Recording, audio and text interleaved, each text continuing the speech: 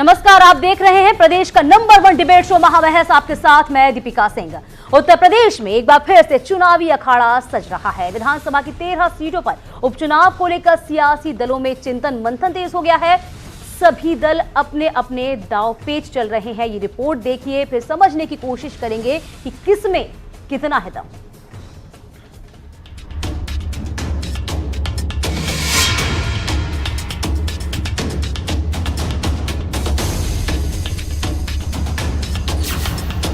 दो 2022 के विधानसभा चुनाव से पहले उत्तर प्रदेश की रणभूमि में तमाम राजनीतिक दलों की रणनीति को तोलने का तराजू तैयार है।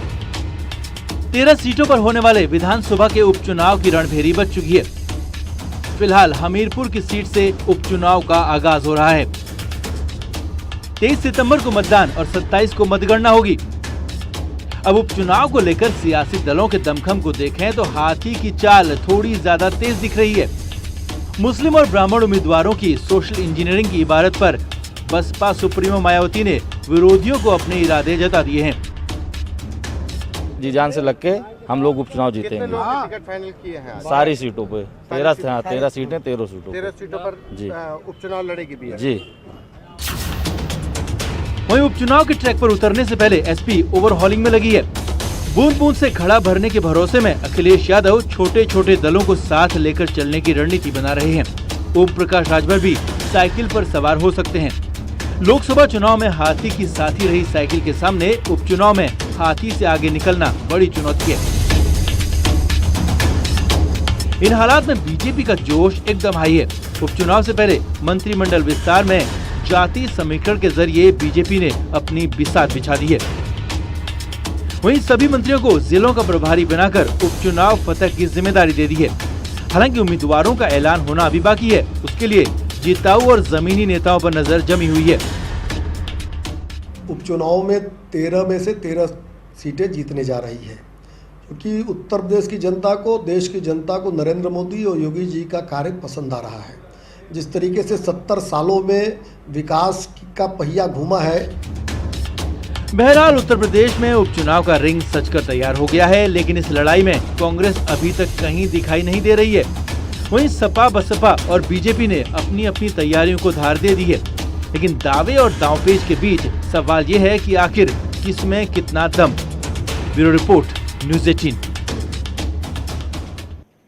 चलिए, तमाम पार्टियां भी तैयार हैं। आज की चर्चा के लिए पूरा पैनल भी मेरे साथ मौजूद है। हमेशा की तरह अमिताभ अग्निहोत्री जी एग्जीक्यूटिव एडिटर हमारे साथ मौजूद, राकेश त्रिपाठी है प्रवक्ता बीजेपी, अनिल दुबे प्रवक्ता रालोद, फरहत रईस खान है प्रवक्ता पीएसपी, शक्ति सिंह है प्रवक्ता एसबी, प्रेमकांत तिवारी है राजनीतिक विश्लेषक, वहीं अशोक भारती भी हमारे साथ है दलित चिंतक। आप सभी का बहुत स्वागत है।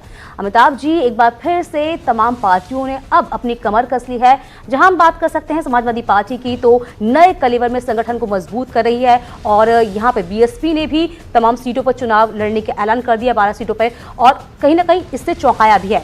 लेकिन यदि हम समीकरणों की बात करते तो क्या कुछ समीकरण देख पा रहे हैं यहाँ? मुझे लगता है कि एक बड़ी घटना या बड़ा युद्ध सपा और बसपा के बीच में होना है इन बाय इलेक्शंस के जरिए। बीजेपी को अभी चुनौती देने की स्थिति में कोई नहीं। लोकसभा के चुनाव में जो ऐतिहासिक गठबंधन हुआ, अगर वो परिणाम नहीं दे पाया, वो वांछित परिणाम नहीं दे पाया जिसकी उम्मीद थी या जिसकी आकांक्षा थी दोनों दलों को, तो बीजेपी का ताप तो समझ आ ही गया। अब मैं ये समझता हूं और आज मैं कोशिश करूंगा कि इसी प्रश्न के इर्द गिर्द बहस रहे। बीजेपी को इसलिए छोड़िए क्योंकि वो बहुत आगे खड़ी है, कांग्रेस को इसलिए छोड़िए क्योंकि वो बहुत पीछे खड़ी है। वो स्टेशन नहीं, यार्ड में भी नहीं है उसकी रेलगाड़ी, वो यार्ड से भी बाहर है।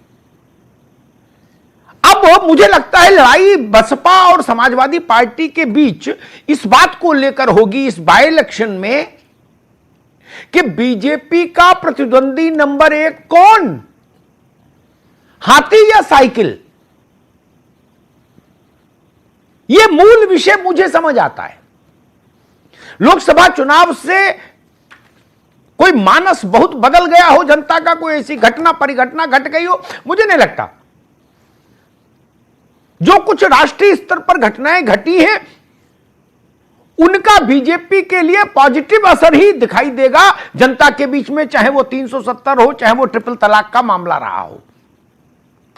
तो बीजेपी कुछ और जमा करेगी अपनी मौजूदा पूंजी में, घटने वाली स्थिति तो अभी नहीं दिखती। लेकिन हां, अलग लड़के देख लिए, साथ लड़के देख लिए, और उसके बाद फिर एक इम्तिहान आ गया 6 महीने बाद। तो मुझे लगता है ये सपा और बसपा के लिए ज्यादा बड़ा इम्तिहान है कि उत्तर प्रदेश में अगर भाजपा का विकल्प कोई पार्टी कही जाए तो वो कौन है। और स्वाभाविक उस सीट के लिए दोनों की प्राणपण से कोशिश करेंगे कि नंबर 2 की कुर्सी किसके पास यूपी में। उत्तर प्रदेश के राजनीतिक मंच पर नंबर 2 पे कौन, इसके लिए मायावती जी भी प्रयास करना चाहेंगी, उनकी तैयारी से लगी रहा है। उन्होंने सबसे पहले अपने सारे उम्मीदवार घोषित कर दिए, एक सीट को छोड़कर बाकी सब जगह के, और उम्मीदवारों को उन्होंने अपने उसी परंपरागत फार्मूले के पर कस के खड़ा किया है, दलित मुसलमान वाला जो उनका फार्मूला है।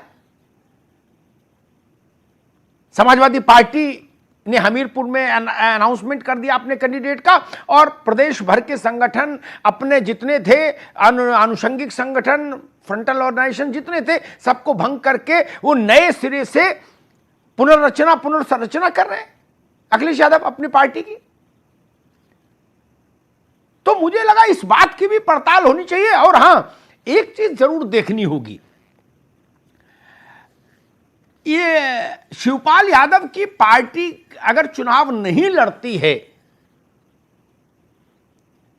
उपचुनाव के मैदान से दूर रहती है, तो इसका राजनीतिक अर्थ क्या है और इसका थोड़ा बहुत जो भी लाभ है वो किसको मिलेगा, ये भी आज बहस में मैं समझने की कोशिश करूंगा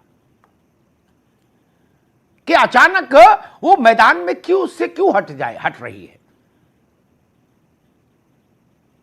अब मैं देख रहा हूं वो कह रहे हैं 2022 में अब करेंगे जो कुछ करेंगे। इसके भी अर्थ हैं, ये सीधा फैसला नहीं है, इसको भी समझना पड़ेगा। और अजीत सिंह की पार्टी क्या करेगी ये भी देखना पड़ेगा। लोकसभा का चुनाव उनके लिए बहुत दुखद रहा, उनकी पार्टी के लिए, लेकिन अब वो क्या करेंगे ये भी देखना पड़ेगा। कहां खड़े हैं, किसके साथ खड़े हैं, कहीं खड़े हैं कि नहीं खड़े हैं, या अलग हैं।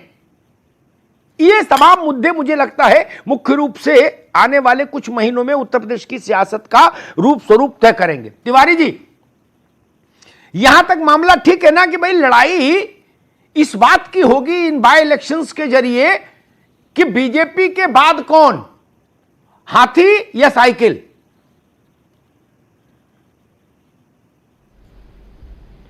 आप सही कह रहे हैं। मैं आपकी इस बात से सहमत हो रहा हूं, और मैं समझता हूं कि बहुजन समाज पार्टी ने थोड़ा सा ये लीड लेकर के कोशिश की है कि वो आगे बढ़ती हुई दिखाई पड़े, उसको पहला स्थान विपक्ष में मिल जाए।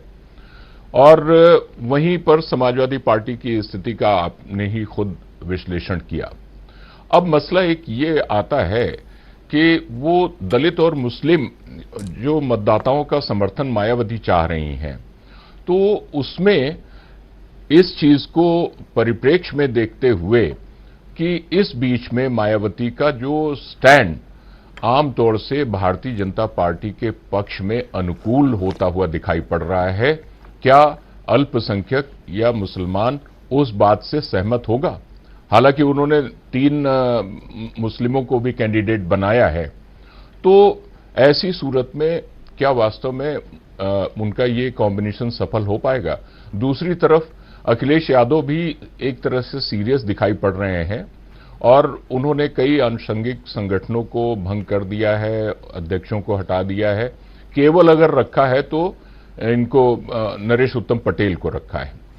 इसका मतलब यह है कि नरेश उत्तम पटेल इस बात पे खुश हो सकते हैं कि चलिए हमको कम से कम रखा, और दूसरे लोग ये इस बात पे खुश हो सकते हैं कि अरे नरेश उत्तम पटेल के अलावा किसी को नहीं रखा है, तो हम भी नहीं हैं, तो कोई बात नहीं। ये तो खैर एक बात हो गई। अब इस समय ओम प्रकाश राजभर, उनकी पार्टी के प्रवक्ता भी यहां पर मौजूद हैं, उनसे अखिलेश यादव की बातचीत चल रही है। असल में तो दोनों ही दलों को ये मालूम है और भारतीय जनता पार्टी को भी ये आत्मविश्वास बना हुआ है कि इस समय काम भी पीछे छूट गया है, इस समय विकास भी पीछे छूट गया है। इस समय जो सबसे बड़ा इमोशनल इशू है, जो भावनात्मक मुद्दा है, वो 370 है। 370 है और उसके अलावा ये आपने चर्चा की कि 3 तलाक वाली बात है। तो इसमें कुल मिलाकर के भारतीय जनता पार्टी को अपने आप में एक आत्मविश्वास उसका बढ़ा हुआ है। जी बिल्कुल ठीक ऐसी बात तिवारी जी, सूरत आपने में, ठीक कहा। और मैं भी कोशिश महसूस यही कर है। रहा हूं कि 370 का ताप गांव तक गया है। मेरी बात अभी चाहे ज्यादा ना भी समझ में आए अन्य दलों को, बाय इलेक्शन के नतीजे आने दीजिए, समझ आ जाएगी। कश्मीर को भारत के गांव तक पहुंचाने के लिए मेहनत करने की जरूरत नहीं है। पाकिस्तान और कश्मीर, इन पर कुछ भी गतिविधि होती है गांव तक पेनिट्रेट करती है जाके सीधे, उसके लिए विज्ञापन की जरूरत नहीं, और इसका लाभ चुनाव में दिख भी जाएगा। अशोक भारती हमारे साथ हैं, बहुजन समाज पार्टी की रीति नीति को बहुत अच्छे से समझते हैं और दलित आंदोलन के एक सक्रिय चेहरे हैं। अशोक जी, लोकसभा में बहन जी फायदे में रही, अखिलेश यादव थोड़ा नुकसान में रहे। बहन जी डबल सीट जीत गई, उनको 5 मिली, बहन जी को 10। उसके बाद दोनों में हो गया अलगाव। अब आमने सामने की टक्कर होगी बाई इलेक्शन में 13 जगह पर, जहां साइकिल और हाथी टकराएंगे। लड़ाई अभी तो फिलहाल इसी बात की है, वो भी जानते हैं सपा भी और बसपा भी कि नंबर 1 की लड़ाई तो अभी हो नहीं रही कहीं। नंबर 2 पे कौन, ये तय हो जाए। सही बात। कहां पर खड़ी है बसपा? नहीं, देखिए, मुझे लगता है कि ये जो 13 सीटों के उपचुनाव हैं, ये ज्यादातर वो सीटें हैं जिन पर लोग मेंबर ऑफ पार्लियामेंट बनकर गए हैं। ज्यादातर सीटें ऐसी हैं और इस पर ऑलरेडी जो है अलग अलग पार्टियों का अपना अपना वो रहा है। पर मुझे लगता है कि ये बात आप सही कह रहे हैं कि चूंकि उत्तर प्रदेश में भारतीय जनता पार्टी की सरकार है, एक अपार बहुमत उनके पास है, तो 13 सीटें जीतने हारने से भारतीय जनता पार्टी को कोई फर्क नहीं पड़ता। लेकिन इसके 2-3 मंतव्य हो सकते हैं। एक मंतव्य तो यह है कि उत्तर प्रदेश की राजनीति में भारतीय जनता पार्टी का मुकाबला कौन करेगा, ये बात साफ निकल कर आएगी। कुछ हद तक ये बात निकल कर आएगी, जो सबसे ज्यादा सीटें जीतेगा शायद वो सबसे ज्यादा भारतीय जनता पार्टी के मुकाबले में जनता उसको मानती, वो भारतीय जनता पार्टी का मुकाबला कर पाएगी। लेकिन ये बात भी सही है कि बहुत सारे जो समीकरण हैं जो इस दौरान बनाने की कोशिश होगी, उन समीकरणों की भी परीक्षा होगी। ये भारतीय जनता पार्टी का परीक्षा का भी सवाल है। अगर मान लीजिए 13 सीटों में से अगर भारतीय जनता पार्टी कुछ सीटें खोती है, तो उसको भी ये सोचने को बाध्य होना पड़ेगा कि जिन सीटों से उसके सांसद चुन के गए हैं, उन सीटों पर अगर वो हारती है तो उसका मतलब है कि जनता में एक मैसेज हुआ है। लेकिन मैं ये समझता हूं भारतीय जनता पार्टी ने ऑलरेडी धारा 370, 3 तलाक और जो तमाम दूसरे मुद्दे किए हैं, उसके जरिए वो ये मैसेज देने की कोशिश कर रही है कि जो भारत की दुखती रग थी कश्मीर, जिस पर एक लंबे समय से अशांति थी, भारतीय जनता पार्टी जो है उसको भुनाना चाहेगी 370 हटा के। अब चाहे वो उनके गले में हड्डी बनी हो ना बनी हो, लोगों को इस बात से इतना फर्क नहीं पड़ेगा। लेकिन भारतीय जनता पार्टी इसको ये दिखाना चाहेगी कि हमने देश में कश्मीर को में धारा 370 हटा के, जिसको वो लगातार एक अलगाववादी धारा के तौर पर पेश करती रही है, वो इसको जरूर भुनाना चाहेगी। नहीं, ठीक है अशोक जी, भुनाने जैसे शब्द मैं इसलिए नहीं इस्तेमाल करना चाहता। जनसंघ जब बना उस दिन से लेके आज तक भाजपा का जनसंघ का कोई ऐसा ऑफिशियल डॉक्यूमेंट नहीं जिसमें इस बात का उल्लेख ना होगा 370 हटाएंगे हम। नहीं, उसके संस्थापक इसी बात की मैं वही कह रहा हूं, तो इसमें भुनाने की बात कहां से आ गई? ये कोई चोरी छुपे तो मामला नहीं, उनकी राजनीति का एजेंडा है वो। भाई मायावती का अपना एजेंडा है, समाजवादियों की एक अपनी विचारधारा है, कम्युनिस्टों की अपनी है, भाजपा की अपनी है। ये कोई चोरी छुपे काम थोड़ी नहीं हुआ। ऊंट की चोरी नेहरे वो तो पहले दिन से कह रहे हैं कि जिस दिन हमारे हाथ में शक्ति और सामर्थ्य होगी हम 370 हटाएंगे।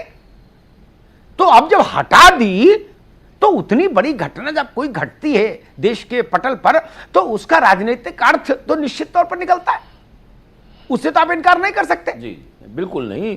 अगर इंदिरा जी के नेतृत्व में प्रधानमंत्री काल में भारत पाकिस्तान पर विजय प्राप्त करता है तो उसका राजनीतिक लाभ तो कांग्रेस को ही मिलता है ना।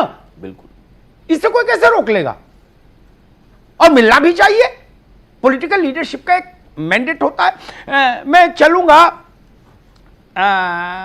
शिवपाल जी की पार्टी। फरहत साहब, मैंने सुना कि आपकी पार्टी चुनाव बाय इलेक्शन नहीं लड़ेगी, जान सकता हूं क्यों? क्या पहले ज्यादा सीटें जीत ली इसलिए अब छोटी लड़ाई में नहीं उतरेंगे? देखिए क्या मसला है? देखिए निश्चित तौर पे भारतीय जनता, मैं बता देता जब लोकसभा लड़ सकते भारतीय हो, जनता सुन लो पार्टी भाई, जो है जब वो लोग, अरे चौबीस सुनो चुनाव तो में दादा, होने वाली है। जब लोकसभा 12 लड़ सकते, अरे बात ही नहीं सुनते हो यार। जब लोकसभा लड़ सकते हो तो ये बाई इलेक्शन लड़ने में क्या समस्या है? अब तो पार्टी भी थोड़ी पुरानी हो गई। जी फरहत साहब, अब मैं बोलूं जी। हाँ ठीक। देखिए ऐसा है, हमारी पार्टी जो है वो उसने ये तय करा है कि हम 2022 की तैयारी अभी विपक्ष के तौर पे जनता की आवाज उठाएंगे। हम चुनाव मोड में नहीं रहते हैं। भारतीय जनता पार्टी की तरह जो प्रदेश और देश के हालात है उसको लेकर के जनता के बीच में रहकर जनता की आवाज उठाएंगे, यही हमारा उद्देश्य है। सियासत क्यों करता है आदमी? सियासत जनता के साथ रह करके करता है, जनता की आवाज उठाता है, यही सियासत है। अगर हम जनता की आवाज नहीं उठाते चुनाव मोड में जाकर के, आप तो बड़े उदार मानसिक स्थिति के बिल्कुल संतों वाली मानसिकता वाले व्यक्ति लग रहे हैं। गलत आगे राजनीति में भाई नहीं, वो गजबी कर दिए। लोकसभा के समय जनता की सेवा में नहीं थे, तब चुनाव लड़ना जरूरी था। 4 दिन पहले पार्टी बनाई और बोले लोकसभा लड़ेंगे और हमारे बिना देश में सरकार नहीं बनेगी, तब सरकार के लिए लड़ रहे थे। अब करेंगे नहीं, हमें जल्दी नहीं, हम तो 22 में लड़ेंगे। अभी कह तो रहा हूं, देखिए हमारे बगैर भाजपा को हराना मुमकिन नहीं था। नहीं आ रही भाजपा, हमने कहा था हमको शामिल करिए, हमारे बगैर हराना मुमकिन नहीं है, नहीं आ रही भाजपा। हमने तो कहा था ना, हमने ये भी कहा था कि मायावती का इतिहास बहुत खराब है, देखिए उन्होंने क्या करा। जो बातें हमने कही वो आगे आई। ठीक है, अब मैं आगे जब बहस बढ़ाऊंगा तो बताऊंगा कि आपकी पार्टी के बाय इलेक्शन न लड़ने के फैसले के पीछे उसको देखने का एक और भी नजरिया है, जिससे उत्तर प्रदेश की राजनीति की जिनको समझ है वो लोग समझ रहे हैं, है ना? हम बताएंगे वो नजरिया। अभी थोड़ा सा रुकिए जरा, बाकी 2 मित्रों को, राकेश आपके पास सबसे बाद में आऊंगा, क्योंकि इस बाय इलेक्शन में आपका कुछ दांव पर है नहीं। पहले नंबर 2 की लड़ाई सुलझ जाए, फिर 22 में आप लड़ाई में होंगे। अनिल दुबे जी, आपकी पार्टी कहां खड़ी है भाई? पहले महागठबंधन में थी, अब गठबंधन तो रहा नहीं, अब क्या करेगी? देखिए अमिताभ जी, लोकसभा का चुनाव हम समाजवादी पार्टी के साथ हमारा गठबंधन था और सपा का गठबंधन बसपा से था। तो हम चूंकि लोकसभा का चुनाव समाजवादी पार्टी के साथ लड़े थे और हमें उम्मीद है, अभी वार्ता तो नहीं हुई है, लेकिन हमें उम्मीद है कि हमारी पार्टी का और समाजवादी पार्टी का गठबंधन इस उपचुनाव में भी रहेगा और मिलकर के हम लोग चुनाव लड़ेंगे। 31 तारीख को हमारी बैठक है लखनऊ में, जिसमें पूरे प्रदेश के हमारे पदाधिकारी, सारे जनपद के अध्यक्ष रहेंगे माननीय जयंत चौधरी जी की उपस्थिति में। उसमें ये चीजें तय होंगी कि हमारा उपचुनाव के बारे में हम क्या करें। लेकिन मैं आपसे ये कह सकता हूं कि समाजवादी पार्टी के साथ हम लोकसभा मिलकर लड़े थे और उम्मीद है कि हम विधानसभा का उपचुनाव भी हम समाजवादी पार्टी के साथ मिलकर के लड़ेंगे।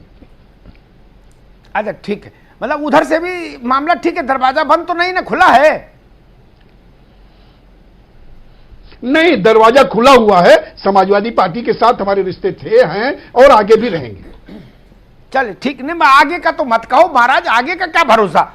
सियासत में आज का भरोसा नहीं, घंटे भर बाद का आप आगे की कहां का हम लोग कहेंगे। ठीक है, शक्ति सिंह, हाँ नहीं बिल्कुल ठीक है, दोस्ती दुश्मनी इस टेम्परेरी होती है, लेकिन चूंकि हमें लगता है कि हमारे उनके बीच में सामंजस्य ठीक है।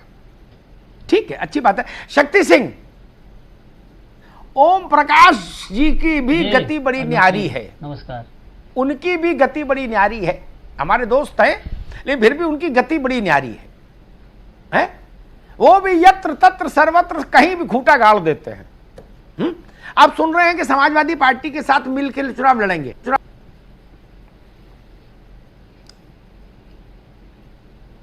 राजनीति में संभावनाओं को खारिज नहीं किया जाता है अग्निहोत्री जी।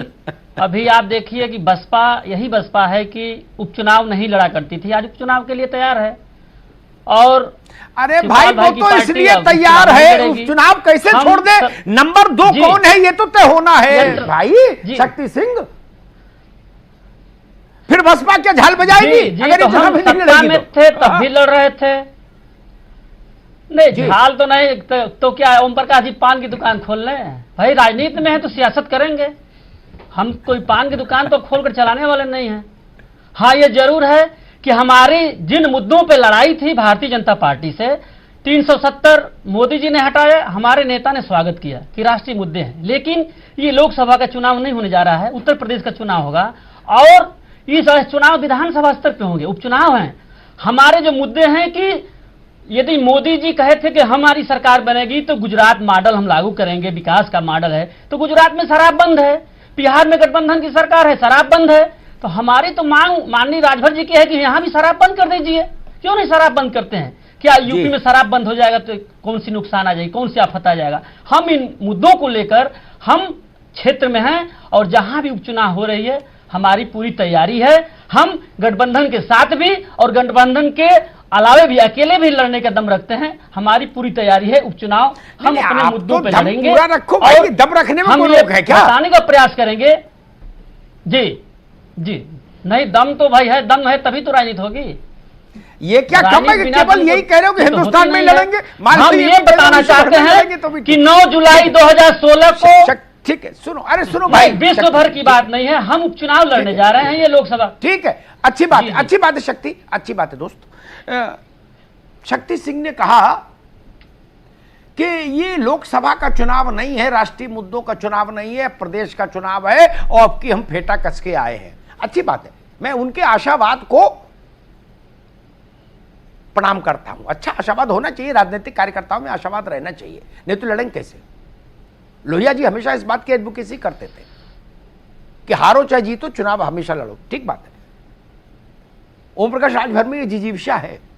लेकिन मैं एक बात जरूर कहूंगा, शक्ति सिंह के जरिए उन तमाम पार्टियों से जो ये थ्योरी लेकर चल रहे हैं इस वक्त सियासी बाजार में कि अम्मा छोड़िए वो लोकसभा था, विधानसभा में आटा दाल का भाव पता लग जाएगा। हम आपकी बात मान लेते हैं, हम मान लेते हैं, अभी रिकॉर्ड में इसको रिकॉर्ड करा के टेप को सुरक्षित रखवा लेंगे।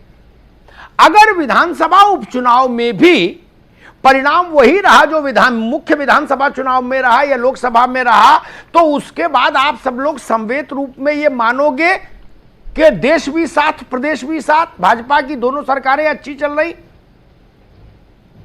तब तो फिर मानना चाहिए नैतिक रूप से। नहीं, अगर आप इसको मुद्दा बना रहे हो कि देश का नहीं है ये प्रदेश का चुनाव है, ठीक है, आई एग्री। अगर परिणाम आपके पक्ष में रहा तो हम आपकी बात मान लेंगे। अगर आपकी आशा के अनुरूप परिणाम नहीं रहे तो फिर आप ये मानना कि नहीं, देश की सरकार भी है, जनता को पसंद है, प्रदेश की भी पसंद है ना। मसला यहां पर है। राकेश त्रिपाठी, क्या ये लड़ाई बाय इलेक्शंस जो है 13 जगह के 13 असेंबली कॉन्स्टिट्यूंसीज में, ये भाजपा के बाद कौन, यानी नंबर 2 की चेयर पर कौन, उसकी लड़ाई है, ऐसा लगता है आपको? या आपके लिए भी चुनौती है कहीं? देखिए अमिताभ जी, ये तो नहीं, हम तो बिल्कुल हर चुनाव को चुनौती मान करके ही हर चुनाव में अपना पूरी ताकत लगा करके ही लड़ते हैं।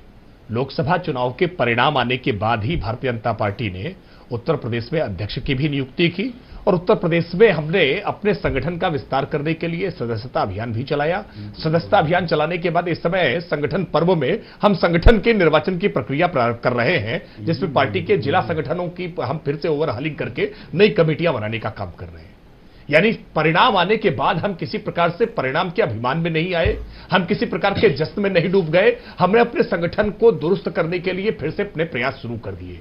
जबकि आप तुलना करके देखिए कि समाजवादी पार्टी गठबंधन की टूटने की हताशा से बाहर नहीं निकल पाई और अब जब उपचुनाव की सीटें अब डिक्लेयर हो रही हैं, जब हमीरपुर का चुनाव डिक्लेयर हो गया, तब समाजवादी पार्टी ने अपने सारे संगठन को भंग कर दिया है, केवल अपने प्रदेश अध्यक्ष को छोड़ करके। जबकि ये नैतिक जिम्मेदारी तो अखिलेश यादव जी को खुद पर लेनी चाहिए थी कि मुलायम सिंह यादव जी को पार्टी का अध्यक्ष पद से जब हटाया था और यह दावा किया था कि हम कांग्रेस के साथ गठबंधन कर रहे हैं, बहुत अच्छा गठबंधन चलेगा, और क्या हुआ कांग्रेस के गठबंधन के साथ?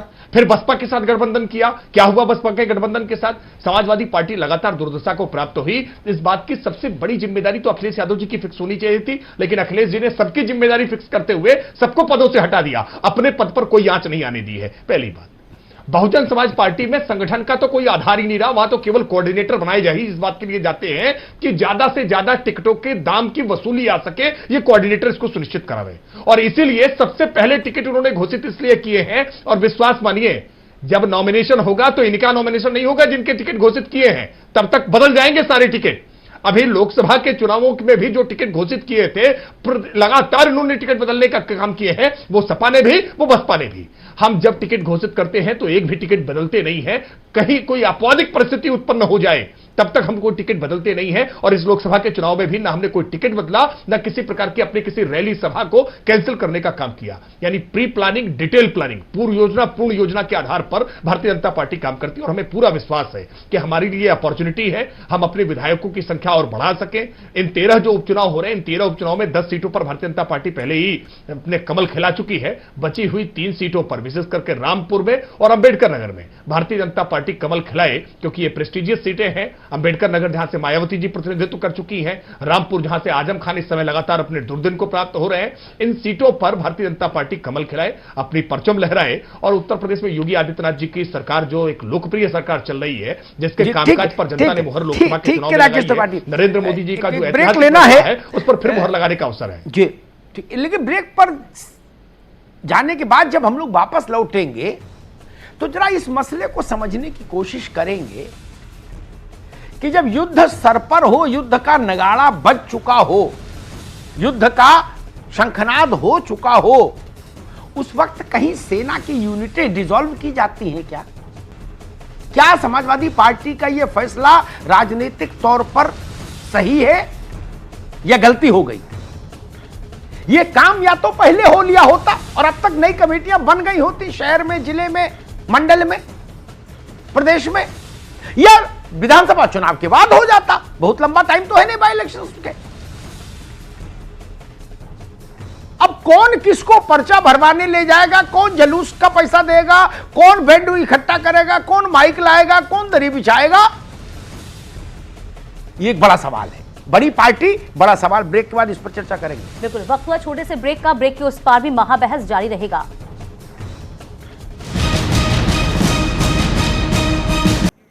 स्वागत है आप सभी का एक बार फिर से महाबहस में। ब्रेक से पहले हम बात कर रहे थे कि वाकई में अमिताभ जी, समाजवादी पार्टी प्रदेश में बड़ी पार्टी है, उस पर जिस तरीके से बाई इलेक्शन से पहले इतना बड़ा फैसला लिया है, तमाम संगठनों को भंग कर दिया गया है, कैसे देख पा रहे हैं इस तमाम चीजों को हम?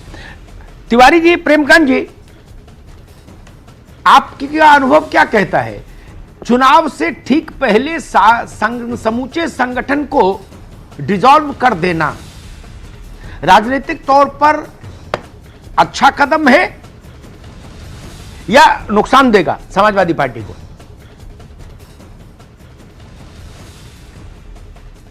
बहुत फर्क नहीं पड़ेगा अमिताभ जी।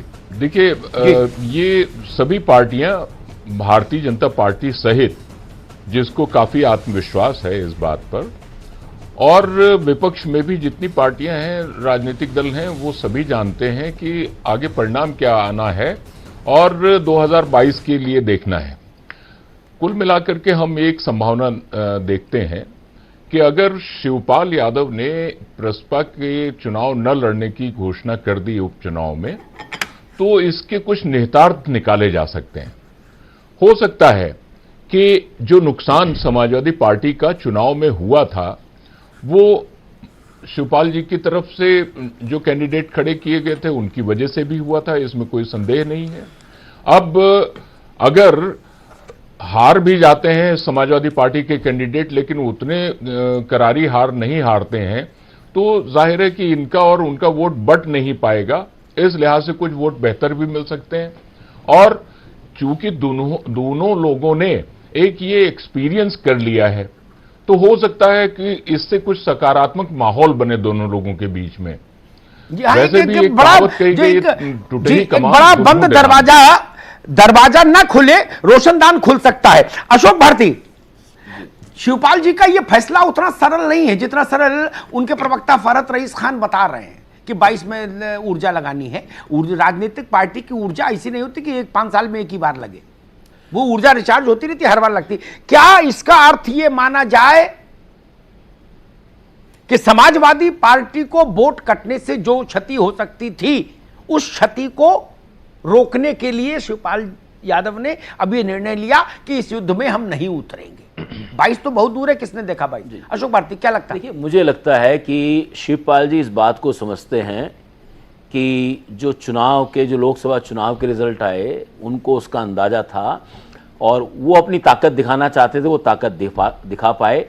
लेकिन 2022 का चुनाव पूरे उनकी जो समाजवादियों की जो पूरी राजनीति है उसके लिए बहुत ही क्रूशल है, और वो ये कभी नहीं दिखाना चाहेंगे कि उनकी वजह से समाजवादी पार्टी हारी। मुझे लगता है कि शिवपाल जी ने ये तय कर लिया है कि अगर वो जाएंगे जो भी रहेगा, लेकिन 2001 तरह से समाजवादी पार्टी की एकता की तरफ उन्होंने कदम बढ़ाया है।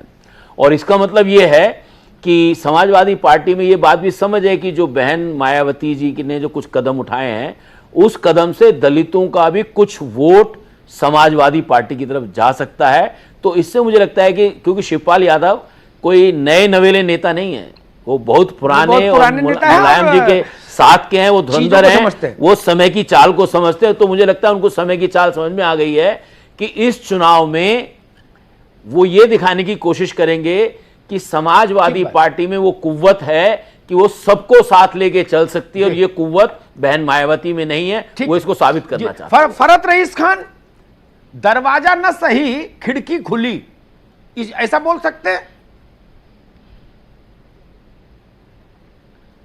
देखिए, ये सब कयास हैं लोगों को लगाने के। निश्चित तौर पे हमने तो पहले ही कहा कि हम जनता के साथ रहेंगे, जनता के साथ में अब आप तो बिल्कुल मुझे लग रहा है कि और यही 2022 में, और आप अमित भाई, आप एक ये रिकॉर्ड आज कर लीजिए, 2022 में सत्ता पलट के दिखाएंगे। ये आप रिकॉर्ड कर लीजिए आज। मैंने जो रिकॉर्डिंग, अरे हमने तो जाने कितनों के बयान रिकॉर्ड किए। हमारे नेता माननीय शिवपाल सिंह यादव बाद में वही हमसे आके आंदोलन बोले यार इसको चलाना नहीं। अगर प्रदेश में उनसे बड़ा आज भी कोई नेता नहीं है, चाहे वो किसी भी पार्टी में हो, आंदोलनकारी व्यक्ति।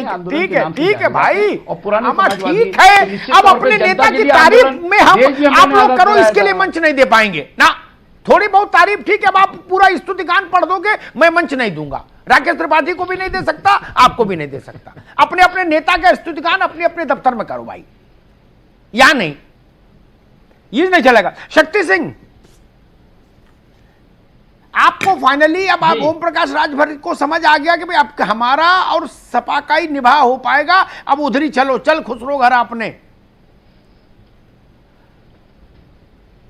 देखिए अग्निहोत्री जी, आपने युद्ध की बात कहा, और मुद्दा ये था कि जो कमेटी भंग किए हैं सपा, ये राजनीतिक रूप से सही फैसला है या गलत? मुझे थोड़ा बहुत जो ज्ञान है, अनुभव तो नहीं है पढ़कर, कि युद्ध जीतने के लिए यदि कहीं से गुप्तचर बता दिया कि नहीं, कुछ यूनिटों को भंग करना चाहिए, तब हमारा सैन्य अभियान सफल हो सकता है। उस लिहाज से सपा ने ठीक किया है। रही बात हमारी बात, तो हम भारतीय जनता पार्टी कुछ को नहीं लाना, सबको कर दिया। 9 जुलाई 2000।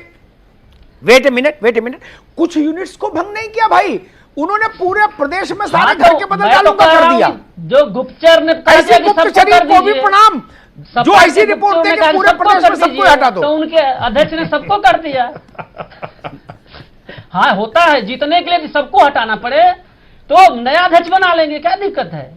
कहीं से बाहर से तो आयातित करेंगे नहीं, उन्हीं लोगों में से उनके अनुभवी लोग होंगे। उनको लगा होगा कि सबको भाई अभी थोड़ा सा आराम दे दीजिए, नए लोगों को लड़ाई में लगाते हैं जो आरक्षित सेना है उसको लगा दे। आपकी बात आगे मुझे लग रहा है आपको भी अभी सियासत में तजुर्बा हासिल करना होगा। अभी आपके पास जो भी ज्ञान है किताब का होगा, किताब और गूगल का होगा। जब आप तजुर्बा हासिल कर लेंगे तब शायद आप ऐसी टिप्पणियों से बचेंगे। गूगल में कहां मिलने वाला है? हाँ नहीं, तब आप ऐसी टिप्पणियों से बचेंगे, तब आप राजनीति की सेंसिटिविटी को समझ पाएंगे, पॉलिटिक्स की सेंसिटिविटी को, है ना। बड़ी कठिन चीज होती है, जो दिखता है वो होता नहीं और जो होता है वो दिखता नहीं, है ना। अभी समय नहीं है, नहीं तो मैं 10 दृष्टांत देता, 10 छोड़ दीजिए। अनिल दुबे, इलेक्शन की ठीक पहले, बाय इलेक्शंस के ठीक पहले एक मेजर पॉलिटिकल पार्टी अपना एंटायर ऑर्गेनाइजेशनल स्ट्रक्चर डिसॉल्व कर देती है। नया ऑर्गेनाइजेशनल सेटअप बनाने में समय लगता है, टाइप नहीं करने नाम, उनको जिलों में स्वीकृति भी दिलवानी है, उनके खिलाफ उठने वाले असंतोष को भी सेटल डाउन करना होगा नेता को, तब जाके फंक्शनल होती है कोई डिस्ट्रिक्ट यूनिट। दुबे जी, क्या लगता है आपको ये निर्णय कैसा है? पॉलिटिकली इसके पीछे विजडम दिखती है या ये निर्णय आपको ऐसा लगता है कि नहीं ये निर्णय गैर जरूरी था, इससे नुकसान हो सकता है? आपके साथी का देखिए अमिताभ जी, ये राजनीतिक दलों के अपने निर्णय होते हैं कि उनको समय समय पर क्या करना चाहिए। मैं समझता हूं कि समाजवादी पार्टी में उत्साह का संचार हो और ज्यादा उत्साहित होकर के लोग लगें, इस दृष्टि से उन्होंने भंग किया होगा। और मैं समझता हूं कि हो सकता है कि वो जल्दी संगठन भी बना रहे हों, और जो लोग उतना उत्साहित ना रहे हों नए संगठन में जगह पाने के लिए और उत्साह के साथ लगें और उनका फायदा भी हो, उनके संगठन में उत्साह हो। मैं समझता हूं इस वजह से उन्होंने बहुत ही प्राणियों में सद्भाव हो, धर्म की जय हो, अधर्म का नाश हो। मैंने आपकी बात कंप्लीट कर दी। ये टोन और टेक्सचर वही था मित्र। खैर मैंने दुबे जी से ये सवाल इसलिए किया विशेष रूप से, एक वर पक्ष होता है, एक कन्या पक्ष होता है। वर पक्ष के शादी हो जाने के बाद वर पक्ष में कोई समस्या आए तो कन्या पक्ष पर भी असर पड़ता है, कन्या पक्ष में कोई समस्या आए तो वर पक्ष प्रभावित होता है। रिश्तेदारी का मतलब यही होता है ना। तो जब आप गठबंधन में हो, इसीलिए तो पूछा था, आप निर्लिप्त हो गए, बोले देखिए आंतरिक फैसला है। अरे समधी जेल जाएंगे तो दूसरे समधी पे भी असर पड़ेगा ना, और एक समधी, इसीलिए मैंने कहा ये तो रिश्ता है। गठबंधन का मतलब क्या है? रिश्ता।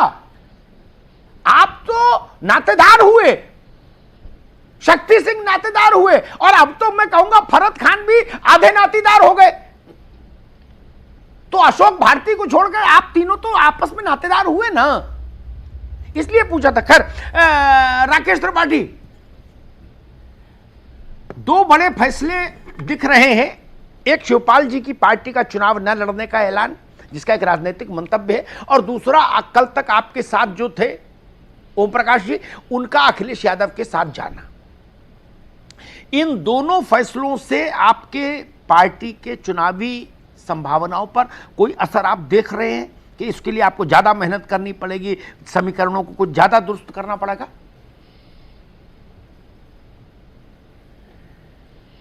जब शक्ति सिंह जी बोल रहे थे तो अचानक सहसा मुझे याद आ गया, इन्होंने कहा रिकॉर्ड करके रखिए। हमने नहीं कहा। मुझे याद आ गया कि एक रिकॉर्ड और पुराना आपके स्टूडियो आपके पास होगा, उसको भी जरा साथ में कभी किसी दिन चला दीजिएगा। ओम प्रकाश राजभर जी ने कहा था कि भारतीय जनता पार्टी की केंद्र में पूरी तरह से हार होगी, और अगर ऐसा नहीं होगा तो मैं राजनीति से संन्यास ले लूंगा। कई लोगों ने टेलीफोन कर करके उस ऑडियो को वायरल भी किया है कि आप कब संन्यास ले रहे हैं, तो हम छाता और श्रीफल लेकर के, तौलिया लेकर के आ जाएं आपको राजनीति से विदाई देने के लिए। लेकिन अब तक ओम प्रकाश राजभर जी ने राजनीति से संन्यास की अपनी तिथि की घोषणा की नहीं, जो इसलिए राजनीति में कई बार बड़बोलापन नुकसान कर जाता है। शिवपाल यादव जी ने भी इसी प्रकार की गलती की। लोकसभा के चुनाव में अपना संगठनात्मक ढांचा वो ठीक ना कर पाए और लोकसभा चुनाव लड़ने के लिए आ गए। देखिए, जाति की गणित के आधार पर अब तक राजनीति जो चलाते आए हैं सपा बसपा, वो उत्तर प्रदेश उसको खारिज कर रहा है। उत्तर प्रदेश के मुद्दों के आधार पर, अपने मसलों के आधार पर, उसके समाधान के लिए क्या युक्ति आप लेकर के आ रहे हैं, उसके आधार पर वोट करने का काम करना है। और उत्तर प्रदेश में इसीलिए 2014 का लोकसभा चुनाव हो, 2017 का विधानसभा का चुनाव हो और 2019 का उसके बाद फिर लोकसभा का चुनाव हो, परिणामों से स्पष्ट कर दिया कि आप समीकरण बना करके चुनाव नहीं जीत सकते हैं। आपको डिलीवर करना पड़ेगा। आपके कार्यकर्ता, आपका संगठनात्मक ढांचा, लोगों के बीच में आपको जाना पड़ेगा, उनकी समस्याओं को एड्रेस करना पड़ेगा। और आज भारतीय जनता पार्टी अपने संगठनात्मक ढांचे के आधार पर लोगों की समस्याओं को एड्रेस कर रही है, समाधान ढूंढने का काम कर रही है। और इसलिए हम पूरे विश्वास से कह पा रहे हैं, आज ना समाजवादी पार्टी को किसी संगठनात्मक ढांचे की जरूरत महसूस हो रही है, ना बहुजन समाज पार्टी को संगठनात्मक ढांचे की जरूरत महसूस हो रही है। और कांग्रेस जिसकी हम बात ही नहीं कर रहे हैं, और इसमें कोई दो राय नहीं है, क्योंकि आप पहले पायदान पर हैं, जिस तरीके से हम चर्चा कर ही रहे हैं। लेकिन बसपा सपा क्या कुछ कर पाती आगे, ये अब देखने वाली बात होगी। अमिताभ जी देखिए, मैं 1 घंटे की चर्चा हो गई, मैं फिर उसको समराइज करते समय कहूंगा, ये 13 उपचुनाव इस बात की परीक्षा होंगे कि भाजपा के बाद की कुर्सी पर कौन उत्तर प्रदेश में। नंबर 1 की लड़ाई तो 22 में होगी।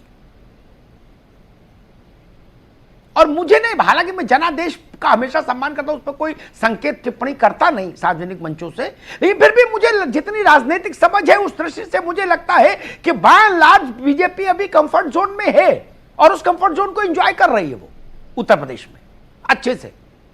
उसके तमाम कारण हैं।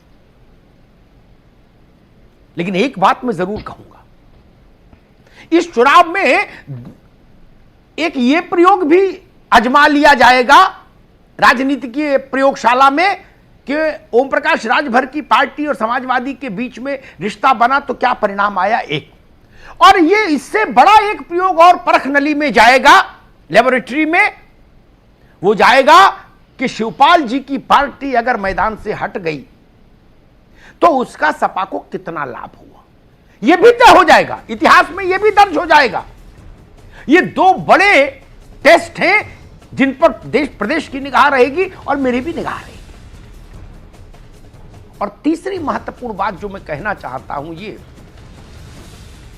सारे मित्र हैं यहां, बसपा को जो प्रेजेंट कर रहे हैं अशोक भाई, वो भी और बाकी सब लोग भी, अपने अपने दिल पे हाथ रख के पूछिए। चुनाव तो हर चुनाव लड़ने चले जाते हैं आप लोग, पर्चा भरते हैं, सभा करते हैं, जीत हार अलग विषय, लेकिन सच में पूछिए, क्या लोकसभा चुनाव के बाद गैर भाजपा दलों का सड़क पर कोई मूवमेंट दिखा किसी को? उत्तर है नहीं। मीटिंग बुलाई अपने घर पे सबने, वहीं चाय समोसा चला। एटा, इटावा, गाजीपुर, गाजियाबाद, पडरौना, कुशीनगर, बदायूं, कहीं कोई आपने दिखा रेला रैली? नहीं ना। कहीं जेल भरो, कहीं धरना प्रदर्शन आंदोलन नहीं। अजीत सिंह ने मीटिंग बुलाई जयंत अध्यक्ष की अध्यक्षता में, सपा ने मीटिंग बुलाई अपने अध्यक्ष जी के घर, बहन जी ने मीटिंग बुलाई अपनी कोठी पर। अरे कोठी के बाहर कहां हो ये तो बताओ पहले, ये नहीं बताएंगे। अभी अनिल भाई कह रहे थे कि माननीय जैन जी समीक्षा करेंगे, सब लोग कह रहे करो समीक्षा, वो आपका अधिकार है, लेकिन डंडा झंडा लेके कभी सड़क पर भी निकलोगे कि अपने अपने घर में समीक्षा करके चुनाव लड़ने जाओगे?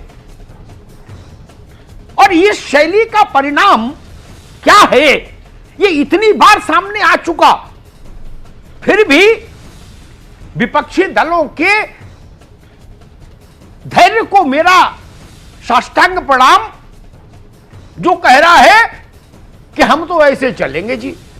वो ट्रक के पीछे नहीं लिखा होता है, मुजफ्फरनगर साइड जाओ तो यूं तो ऐसे ही चलेगी, तो बोले यूं तो ऐसे ही चलेगी। बहन जी ने समीक्षा बैठक बुलाई है, लोगों से मैं पूछता हूं कि क्या हुआ समीक्षा, हम बोले भैया कुछ नहीं हुआ। बहन जी आई 45 मिनट बोली, एक कागज लाई थी वो पढ़ा उन्होंने, उसके बाद बोली चलो बाहर से एक कप चाय लो और सब लोग बिस्कुट खाओ जाओ। तो उससे कुछ हो रहा है? गाजीपुर से गाजियाबाद और बस्ती से बहराइच तक कौन से जन आंदोलनों में हैं आप लोग? लोकसभा चुनाव पराजय के बाद भी मैंने नहीं देखा कि कोई पार्टी युद्ध स्तर पर उतर पड़ी हो मैदान में कि चलो जो हुआ सो हुआ, अब जनता के मुद्दों पर संघर्ष करेंगे। नहीं ना। ये घरों से निकलने के रास्ते की आदत तो डालनी पड़ेगी, और तब तो डालनी ही होगी जब आपके मुकाबले में भाजपा जैसी पार्टी हो। जो 5 जो अभी शक्ति कह रहे थे या फरहत कह रहे थे, शायद पता नहीं इन दोनों में से, मित्रों में से कोई, कि भाजपा चुनावी मोड में रहती, नहीं, ये आपका दृष्टि दोष है। चुनावी मोड में नहीं रहती, वो जनता के मोड में रहती है। वो चाहती है कि उसका कार्यकर्ता हर दिन 5 नए घर की कुंडी खटखटाए। ये मैंडेटरी है, राकेश से पूछेगा बाद में। और उसकी फीडिंग केंद्रीय कार्यालय तक जाती है कंप्यूटर से। अगर आपको जानकारी ना हो तो मैं बता दे रहा हूं। इनके जिला अध्यक्षों से पूछिए, वो परेशान है हो जाते हैं। वो कहते भाई साहब एक कार्यक्रम निपट नहीं पाता, 3 कार्यक्रम एडवांस में आके पड़े रहते कि ये खत्म हो तो ये शुरू कर दो। जनता इनका चेहरा देखती है, ये जनता का चेहरा देखती है। इतना तो काम कर रहे हैं ना। मैंने तो किसी विपक्षी दल को उत्तर प्रदेश में संघर्ष के लिए उतरते फेटा कसते हुए नहीं देखा। प्रेस कॉन्फ्रेंस करते देखा, बाइट देते देखा, ट्विटर करते देखा। अब ट्विटर वाली चिड़िया से बड़ौत में वोट मिलेगा? दुबे जी, बड़ौत में, शामली में, बुढ़ाना में चिड़िया से वोट मिलेगा क्या? नहीं ना। वहां तो खेत में पगडंडी में उतरना पड़ेगा ना, और खेत और पगडंडी पर उतरना तो भूल ही गए। ये बड़ा मसला है। मुझे लगता है अगर विपक्ष को अपनी भूमिका सक्रिय रखनी है, जीत हार के विवाद में नहीं पड़ता कौन कितनी सीट जीतता है। कई बार सीट हारने के बाद भी आप प्रासंगिक रहते हैं। भारतीय जनता पार्टी एक बार 2 सीट जीती थी, तब भी प्रासंगिक रही थी, वो इशू नहीं है। लेकिन जाके जिलों में जरा पता करिए, आप लोग तो निकलते भी नहीं। दुबे जी, आप पुराने आदमी इसलिए आपसे कह रहा हूं, जरा जाके पता करिए लोग क्या कह रहे हैं। वो कह रहे भैया मिलते ही नहीं, कोई आता ही नहीं, जाते ही नहीं। यही लोग हैं भाजपा वाले जो हर तीसरे दिन कुंडी खटखटाते हैं, कुछ ना कुछ बता जाते हैं, कुछ ना कोई पर्चा दे जाते हैं, कुछ ना कुछ बात कर जाते हैं। भारत बदल गया है, वोटर की इच्छा और अपेक्षाएं भी बदल गई हैं। 5 साल में एक बार हेलीकॉप्टर से उतरकर मंच पर और मंच से ऐसे हाथ करके और फिर हेलीकॉप्टर में, इससे चुनाव नहीं जीता जा सकता। ये मैं सिर्फ कहना चाहता हूं। धन्यवाद। बिल्कुल, आप सभी का बहुत शुक्रिया महाबहस में शिरकत करने के लिए। वक्त छोटे से ब्रेक का। ब्रेक के उस वक्त खबरों का सिलसिला लगातार जारी।